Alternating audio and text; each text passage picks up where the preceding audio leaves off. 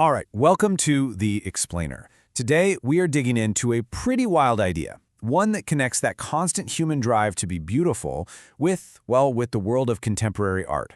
It's a whole new way of looking at ourselves and, honestly, everyone around us. So, let's kick things off with a question that, feels pretty universal. We all know the usual answers, don't we? Psychology might tell you it's about fear or sex. Society might say it's about not wanting to be lonely. But what if there's something else going on? Something deeper, more profound behind this thing we all chase? Well, here it is. This is the big, provocative idea from artist and thinker Jack Joplin. The desire to be beautiful is the desire to be art. Just let that sink in for a second. That one sentence completely reframes our entire relationship with beauty, right? It suggests we're not just looking for a pretty face, we're looking for a kind of transcendence, a wish to be something more. Okay, so what in the world does it mean to be art? Let's dive into that, because trust me, it is not the cheesy cliché you might be thinking of. First things first, let's get one thing straight. This is not about inner beauty.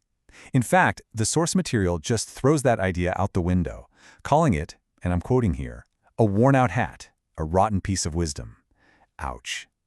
So yeah, instead of that, it's proposing something way more radical, something that covers everything. And when I say radical, I mean this concept is absolute. It's not something you work towards, it's a declaration of what already is. It says that every single one of us, young, old, good, bad, famous, completely unknown, is already, right now, a work of art. It's just our fundamental state of being. It's not something you have to earn or achieve. Now, an idea this big doesn't just pop up out of nowhere. It's actually being presented as the next logical step, an evolution of a revolutionary concept from one of the most influential artists of the 20th century, Joseph Beuys. So let's see how we got from his idea to this. So, Joseph Beuys. This guy completely blew up the definition of art. For him, art wasn't just paint on a canvas. No way.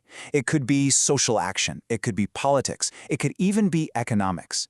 His whole thing was this idea of the social sculpture, which basically means that society itself could be shaped, like clay, into a work of art, with every single person adding their own creative spark to it. And this is where we see the crucial leap forward. See, for Beuys, humans had to do something to become art. It was a process, an action. But this every human is art philosophy, it argues that we already are art, right now, just by existing. The potential he talked about has now become the reality. And this internal shift, this change in your own head, has a name: private plastic, or private sculpture.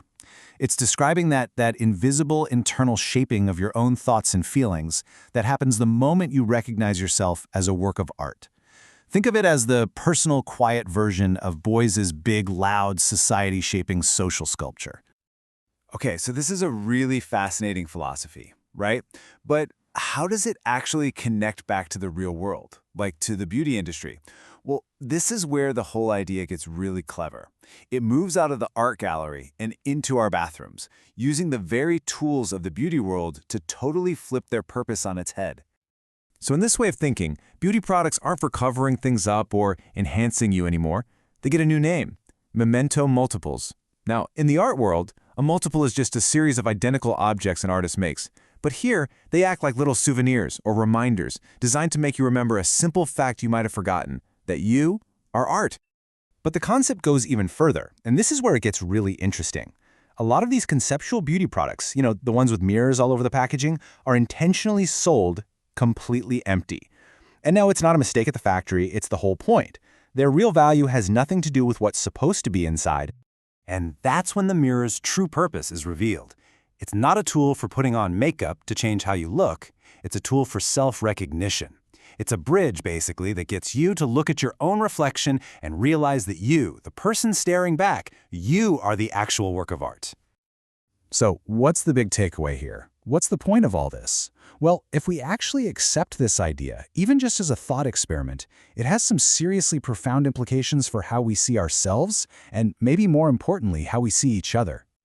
I mean, think about it. If every single person is a work of art, then that kind of demands a fundamental level of respect, of esteem.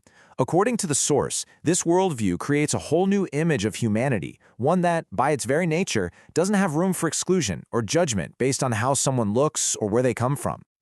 The source even argues that our deep desire to be beautiful is actually a wish for something, well, divine, to emerge from our messy, complicated human reality. This whole philosophy is kind of framed as a secular path to feeling a sense of transcendence. So here's the bottom line. The whole philosophy of every humanist art is a challenge. It's asking us to stop the endless, exhausting race to become beautiful and instead start the practice of just recognizing the art that's already there. And that leaves us with one last, pretty provocative question to chew on. If you accept that you are a work of art, what are you choosing to exhibit to the world?